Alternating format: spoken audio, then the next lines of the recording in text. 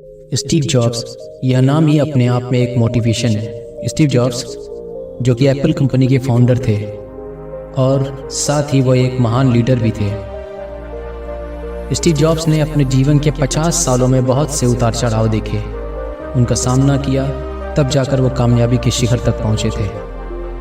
तो क्या यह पॉसिबल है कि स्टीव जॉब्स ने जो कुछ अपने जीवन के 50 सालों में सीखा वो आप सिर्फ 15 मिनट में सीख जाएं?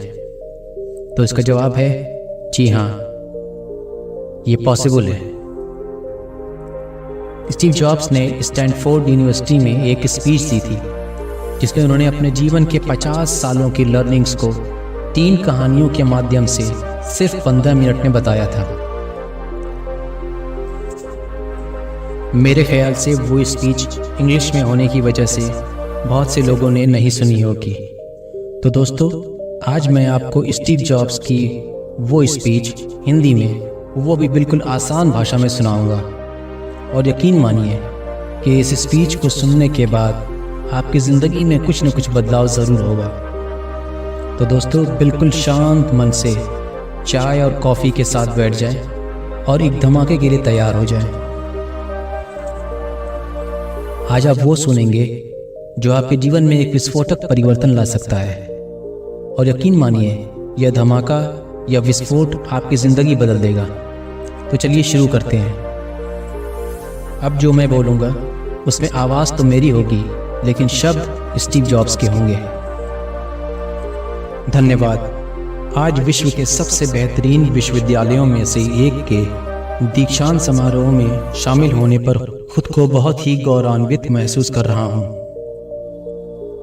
आज मैं आपको अपने जीवन का एक सच बताना चाहता हूँ। मैं किसी कॉलेज में नहीं पढ़ा हूँ और मज़े की बात यह कि आज पहली बार किसी कॉलेज के ग्रेजुएशन समारोह के इतने नज़दीक तक पहुँचा हूँ। आज मैं आपको अपने जीवन की 3 कहानियाँ सुनाऊँगा। ज़्यादा नहीं, बस 3 कहानियाँ। मेरी पहली कहानी डॉट्स कनेक्ट करने के बारे में है। मैंने रीड कॉलेज में एडमिशन लेने के बाद सिर्फ 6 महीने के अंदर पढ़ाई छोड़ दी, लेकिन उसके 18 महीने बाद तक वहाँ किसी न किसी तरह आता जाता रहता था। अब सवाल ये उठता है कि मैंने अगर कॉलेज में एडमिशन लिया तो फिर छोड़ा क्यों? इसकी शुरुआत मेरे जन्म से पहले की है। मुझे जन्म देने वाली मेरी माँ एक यंग अविवाहित ग्रेजुएट स्टूडेंट थी। वो मुझे किसी को गोद देना चाहती थी, लेकिन उनकी ये चाहत थी कि जो भी मुझे गोद ले वो कॉलेज ग्रेजुएट ज़रूर हो। सब कुछ तय था और मुझे एक वकील और उनकी वाइफ के द्वारा गोद लिया जाने वाला था। लेकिन जैसे ही मेरा जन्म हुआ, लास्ट मिनट में उन्होंने अपना विचार बदल दिया और उन्होंने कहा कि उन्हें तो एक लड़की चाहिए थी। और इसीलिए आधी रात को मेरे माता पिता को कॉल करके बताया गया, जो कि वेटिंग लिस्ट में थे, और उन्हें कॉल करके बताया गया कि हमारे पास एक बेबी बॉय है, क्या आप उसको गोद लेना चाहेंगे? उन्होंने तुरंत हाँ कर दिया। लेकिन बाद में मेरी जन्म देने वाली माँ को पता चला कि जिस कपल ने मुझे गोद लिया है वो कॉलेज ग्रेजुएट नहीं है, और मुझे गोद देने वाले मेरे पिता तो हाई स्कूल भी पास नहीं है। इसलिए मेरी जन्म देने वाली माँ ने एडॉप्शन पेपर साइन करने से साफ मना कर दिया। लेकिन कुछ महीने बाद मुझे गोद देने वाले मेरे माता पिता ने मेरी जन्म देने वाली माता को वचन दिया कि वो मुझे कॉलेज ज़रूर भेजेंगे। तब जाकर मेरी जन्म देने वाली माता मान गई और इस तरह से मेरी ज़िंदगी की शुरुआत हुई। 17 साल बाद मैं कॉलेज गया और मैंने गलती से स्टैनफोर्ड जितना महंगा कॉलेज चुन लिया। मेरे वर्किंग माता पिता की सारी जमा की हुई पूंजी मेरी पढ़ाई में जाने लगी। 6 महीने बाद मुझे इस पढ़ाई में कोई वैल्यू दिखाई नहीं दी। मुझे कोई आइडिया नहीं था कि मैं ज़िंदगी में क्या करना चाहता हूँ। मुझे कोई आइडिया नहीं था कि कॉलेज मेरी कैसे मदद करेगा। और सबसे इम्पोर्टेंट, मैं अपने माता पिता की सारी जमा की हुई पूंजी इसमें खर्च करता जा रहा था। इसलिए मैंने कॉलेज ड्रॉप आउट करने का निर्णय लिया और सोचा जो भी होगा अच्छा होगा। उस समय तो यह सब मेरे लिए काफ़ी डरावना था। लेकिन जब पीछे मुड़कर देखता हूँ तो लगता है कि ये मेरी ज़िंदगी का सबसे अच्छा डिसीजन था। वो कैसे, वो मैं अब आपको बताता हूँ।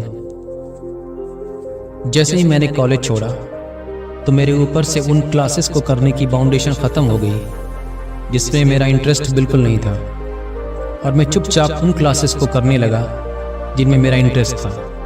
लेकिन ये सब इतना आसान नहीं था। मेरे पास रहने के लिए कोई कमरा नहीं था, इसलिए मैं अपने दोस्तों के कमरे में ज़मीन पर सो जाता था। मैं कोक की बोतलों को लौटा कर मिलने वाले पैसों से खाना खाता था। मैं हर संडे 7 मील पैदल चलकर हरे कृष्णा टेम्पल जाता था ताकि कम से कम हफ्ते में एक दिन पेट भर के खाना खा सकूं, और यह मुझे काफ़ी अच्छा लगता था। उस समय रीड कॉलेज दुनिया की सबसे अच्छी जगह थी जहां कैलीग्राफी सिखाई जाती थी। पूरे कॉलेज के कैंपस में हर एक पोस्टर, हर एक लेबल पर बड़ी खूबसूरती से हाथों से कैलीग्राफ किया जाता था। अब चूंकि मैं कॉलेज ड्रॉप आउट कर चुका था, इसलिए मुझे नॉर्मल क्लास करने की कोई ज़रूरत नहीं थी। मैंने तय किया कि मैं कैलीग्राफी की क्लासेस करूंगा और इसे पूरी लगन के साथ अच्छे से सीखूंगा। मैंने सेरिफ और सैंस सेरिफ टाइप फेसेस के बारे में सीखा, अलग अलग अक्षरों के बीच में स्पेस वेरी करना सीखा, और किसी अच्छी टाइपोग्राफी को क्या चीज़ अच्छा बनाती है यह भी सीखा। यह इतना खूबसूरत और इतना आर्टिस्टिक था कि इसे साइंस के द्वारा कैप्चर नहीं किया जा सकता था, और यह सब मुझे बहुत ही अच्छा लगता था। उस समय मुझे ज़रा सी भी उम्मीद नहीं थी कि मैं इन सब चीज़ों का इस्तेमाल अपनी लाइफ में करूँगा। लेकिन जब हम 10 साल बाद अपना पहला मैकिंटोश कंप्यूटर बना रहे थे, तब मैंने इसे मैक में डिज़ाइन कर दिया, और इस तरह मैक खूबसूरत टाइपोग्राफी वाला दुनिया का पहला कंप्यूटर बन गया। अगर मैंने कॉलेज से ड्रॉप आउट नहीं किया होता और केवल कैलीग्राफी ना सीखी होती तो मैक में कभी भी मल्टीपल टाइप फेसेस या प्रोपोर्शनली स्पेस्ड फॉन्ट्स नहीं होते, और चूंकि विंडोज़ ने मैक की कॉपी की थी तो शायद ये चीज़ें किसी भी पर्सनल कंप्यूटर में नहीं होती। अगर मैंने कभी कॉलेज ड्रॉप आउट नहीं किया होता तो मैं कभी भी कैलीग्राफी की क्लासेस नहीं कर पाता, और फिर शायद पर्सनल कंप्यूटर में जो फॉन्ट्स होते हैं वो होते ही नहीं। ऑफ कोर्स जब मैं कॉलेज में था तो भविष्य में देखकर इन डॉट्स को कनेक्ट करना इम्पॉसिबल था, लेकिन जब मैं 10 साल बाद पीछे मुड़कर देखता हूँ तो साफ दिखता है कि भविष्य में देखकर डॉट्स कनेक्ट नहीं कर सकते। आप सिर्फ पास्ट में देखकर ही डॉट्स कनेक्ट कर सकते हैं। इसलिए आपको यह यकीन करना होगा कि अभी जो हो रहा है वो किसी न किसी तरह आपके भविष्य से कनेक्ट हो जाएगा। आपको किसी न किसी चीज़ में विश्वास करना ही होगा, अपने गट्स में, अपनी डेस्टिनी में, अपने कर्म, या फिर अपनी ज़िंदगी में। किसी न किसी चीज़ में तो विश्वास करना ही होगा, क्योंकि इस बात में विश्वास रखना कि आगे चलकर डॉट्स कनेक्ट होंगे आपको अपने दिल की आवाज़ सुनने की हिम्मत देता है। उस समय भी जब आप बिल्कुल अलग रास्ते पर चल रहे होंगे, और यही बात आपको बाकी लोगों से अलग बनाएगी। तो मेरी पहली कहानी की सीख ये है कि जो हो रहा है वो आपके अच्छे के लिए हो रहा है, और अभी आप जो कुछ भी कर रहे हैं वो आगे भविष्य में आपके किसी न किसी काम ज़रूर आएगा। आपको बस अपने ऊपर यकीन रखना है और वो करते रहना है जो आप कर रहे हैं। मेरी दूसरी कहानी लव और लॉस के बारे में है। मैं जिस चीज़ को चाहता था वो मुझे जल्दी ही मिल गई। वूज और मैंने अपने पिता के गैराज से ही एप्पल की शुरुआत की। तब मैं केवल 20 साल का था। हमने कड़ी मेहनत की, और 10 साल की कड़ी मेहनत के बाद एप्पल 2 लोगों से बढ़कर $2 मिलियन और 4000 लोगों की कंपनी बन गई। हमने अभी 1 साल पहले ही अपनी फाइनेस्ट क्रिएशन मैकिंटोश रिलीज किया, और मैं 30 साल का हो गया था, और कंपनी से मुझे निकाल दिया गया। अब आप सभी ये सोच रहे होंगे कि अपनी खुद की कंपनी से मुझे कैसे निकाल दिया गया। कैसे कोई खुद की कंपनी से निकाला जा सकता है? मैं आपको बताता हूँ कैसे। जैसे जैसे कंपनी ग्रो करने लगी, हमने एक टैलेंटेड आदमी को हायर किया। मैंने सोचा था कि वो मेरे साथ मिलकर कंपनी को आगे बढ़ाएगा। 1 साल तक तो सब कुछ ठीक चला, लेकिन उसके बाद कंपनी के फ्यूचर विजन को लेकर हम लोगों में मतभेद होने लगा। ये बात बोर्ड ऑफ डायरेक्टर तक पहुंची, और बोर्ड ने उसका ही साथ दिया। और इस तरह 30 साल की उम्र में मुझे अपनी ही कंपनी से निकाल दिया गया। जो मेरी एडल्ट लाइफ का फोकस था वो अब खत्म हो चुका था और ये पूरी तरह से मुझे तबाह करने वाला था। अगले कुछ महीनों तक मुझे ये समझ ही नहीं आया कि मैं अब क्या करूं। फिर मुझे महसूस हुआ कि ये सब इतनी आसानी से एक्सेप्ट करके मैंने अपने उम्र के व्यवसायियों को नीचा दिखाया है। और मैं डेविड पैकार्ड और बॉब नोई से मिला और उनसे सब कुछ ऐसे हो जाने के लिए माफ़ी मांगी। मैं एक बहुत बड़ा पब्लिक फेलियर था। एक बार तो मैंने वैली छोड़कर जाने का भी विचार किया था, पर धीरे धीरे मुझे इस बात का एहसास हुआ कि मैं जिस काम को करता हूँ उसके लिए मैं अभी भी पैशनेट हूँ। एप्पल में जो कुछ भी मेरे साथ हुआ उसकी वजह से मेरे पैशन में ज़रा भी कमी नहीं आई है। मुझे भले ही रिजेक्ट कर दिया गया है, पर मैं अभी भी अपने काम को उतना ही प्यार करता हूँ। इसलिए मैंने एक बार फिर से एक नई शुरुआत करने की सोची। मैं उस समय नहीं समझ पाया था, पर अब मुझे लगता है कि एप्पल से निकाले जाने से अच्छी चीज़ मेरे साथ हो ही नहीं सकती थी। सक्सेसफुल होने का बोझ अब बिगनर होने के हल्केपन में बदल चुका था। मैं एक बार फिर से खुद को बहुत ही फ्री महसूस कर रहा था और इसी आज़ादी की वजह से मैं अपनी लाइफ के सबसे क्रिएटिव पीरियड में जा पाया। अगले 5 सालों में मैंने एक कंपनी नेक्स्ट और एक दूसरी कंपनी पिक्सार शुरू की और इसी बीच मेरी मुलाकात एक बहुत ही अमेजिंग महिला से हुई जो कि आगे चलकर मेरी पत्नी बनी। पिक्सार ने दुनिया की पहली computer animated movie toy story बनाई और आज यह दुनिया का सबसे सफल एनिमेशन स्टूडियो है। एप्पल ने एक अप्रत्याशित कदम उठाते हुए नेक्स्ट को खरीद लिया और मैं एप्पल में वापस चला गया। आज एप्पल नेक्स्ट द्वारा डेवलप की हुई टेक्नोलॉजी का यूज़ करती है। तो यहाँ पर मैं पूरे यकीन के साथ कह सकता हूँ कि अगर मुझे एप्पल से नहीं निकाला गया होता तो यह सब कुछ मेरे साथ नहीं होता। एप्पल से निकाला जाना मेरे लिए एक कड़वी दवा थी, पर शायद पेशेंट को इसकी ज़रूरत थी। कभी कभी ज़िंदगी आपको इसी तरह से ठोकर मारती है, लेकिन आप यकीन मत खोइए। मैं पूरे यकीन के साथ कह सकता हूँ कि मैं इसीलिए आगे बढ़ता गया क्योंकि मैं अपने काम से प्यार करता था। जितना ज़रूरी अपने प्यार को खोजना है उतना ही ज़रूरी उस काम को ढूंढना है जिस काम को करने में आप सचमुच एंजॉय करते हैं, क्योंकि आपका काम आपकी ज़िंदगी का एक बहुत ही इम्पोर्टेंट हिस्सा होता है। और वास्तविक रूप से संतुष्ट होने का सिर्फ यही एक तरीका है कि आप वो करें जिसे आप सचमुच एक बड़ा काम समझते हैं। और बड़ा काम करने का सिर्फ एक ही तरीका है कि आप वो काम करें जिस काम को करने में आप एंजॉय करते हैं। और अगर आपको अभी तक वो काम नहीं मिला है तो रुकिए मत, उसे खोजते रहिए। जैसा कि दिल से जुड़ी हर चीज़ में होता है, वो जब आपको मिलेगा तो आपको पता चल जाएगा। और जैसा कि एक अच्छे रिलेशनशिप में होता है, वो समय के साथ और अच्छा होता जाएगा। इसलिए खोजते रहिए, रुकिए मत। मेरी तीसरी कहानी मृत्यु के बारे में है। जब मैं 17 साल का था तो मैंने एक कोट पढ़ा था जो कुछ इस तरह था: अगर आप हर रोज़ ऐसे जिए जैसे कि आपकी ज़िंदगी का आखिरी दिन है तो आप किसी न किसी दिन सही साबित हो जाएंगे।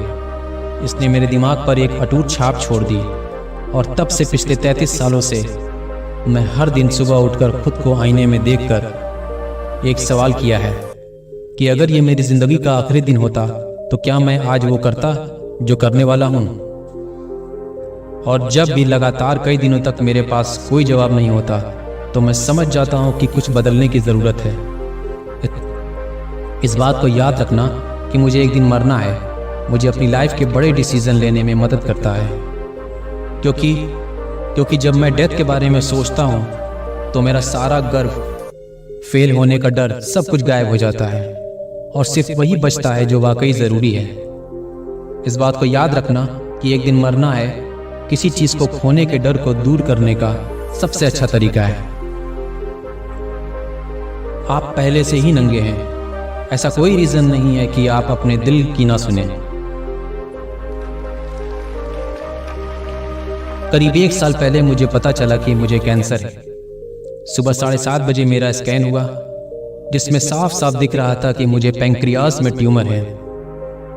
मुझे तो यह भी नहीं पता था कि पैंक्रियाज होता क्या है। डॉक्टर ने पूरे यकीन के साथ बताया कि मुझे एक ऐसा कैंसर है जिसका इलाज संभव नहीं है और मेरे पास सिर्फ 3 से 6 महीने ही बचे हैं। डॉक्टर ने मुझे सलाह दी कि मैं घर जाऊं और सारी चीज़ें व्यवस्थित कर दूं।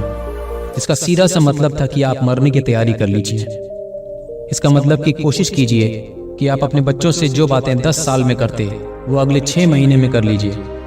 इसका मतलब होता है कि आप सब सुव्यवस्थित कर लीजिए, जिससे आपके बाद आपकी फैमिली को कम से कम परेशानी हो। इसका मतलब ये होता है कि आप सबको अलविदा कर दीजिए। मैंने इस डायग्नोसिस के साथ पूरा दिन बिता दिया और शाम को मेरी बायोप्सी हुई, जिसमें मेरे गले के रास्ते पेट से होते हुए मेरी इंटेस्टाइन में एक एंडोस्कोप डाला गया और एक सुई से ट्यूमर के कुछ सेल्स निकाले गए। मैं तो बेहोश था, लेकिन मेरी पत्नी जो कि उस समय वहीं मौजूद थी, उसने बताया कि जब डॉक्टर ने माइक्रोस्कोप से मेरे सेल्स को देखा तो वो रो पड़े। दरअसल सेल्स को देखकर डॉक्टर समझ गए कि मुझे एक दुर्लभ प्रकार का पैंक्रियाटिक कैंसर है जो कि सर्जरी से ठीक हो सकता है।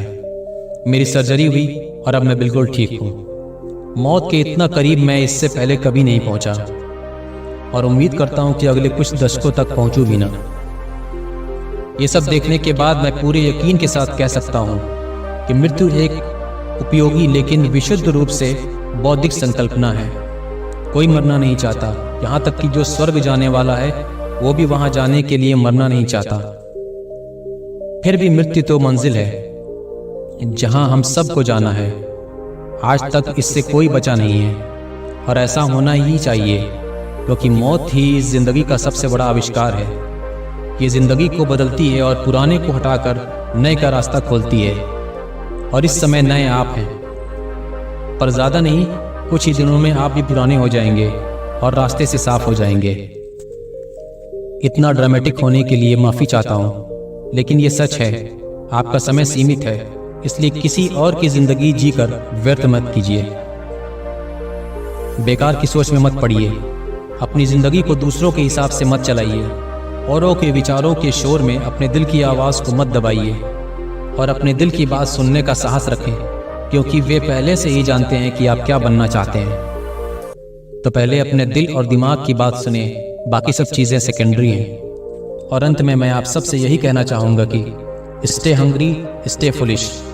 मैंने अपने लिए हमेशा यही विश किया है और जब आप लोग भी यहाँ से ग्रेजुएट हो रहे हैं तो आपके लिए भी यही विश करता हूँ। स्टे हंग्री, स्टे फुलिश, मतलब कि भूखे रहिए और मूर्ख रहिए।